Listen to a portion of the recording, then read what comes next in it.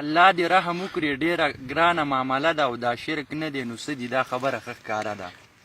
او مشرکه که بوتان ځان له خدایان نیولي دي او مسلم هر مراد له باباګان نیولي دي.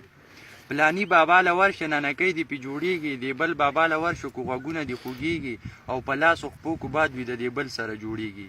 نو منمه اولیا چې مرتبې ورکړې خدای دي، خو د خلکو د خپل ځانه ورتړلي دا ډیګرې دي.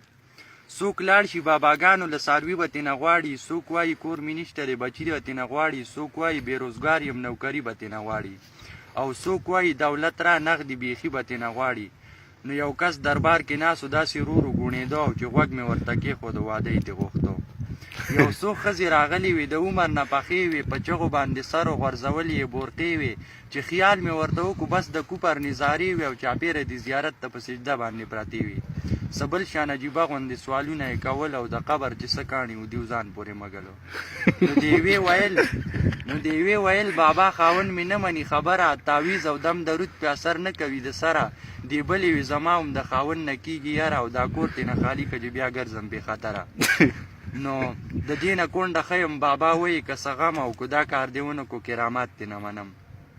دې بلې وی بابا چې جهنم دې راته کور او غلطي مې پکې نشته، بې ګناه سوځم په وورو، او د زوی دا زړه مې که د خپلې ښځې نه ته تور او یا مړه دغه بلا که چې شم خلاصه د انګورو.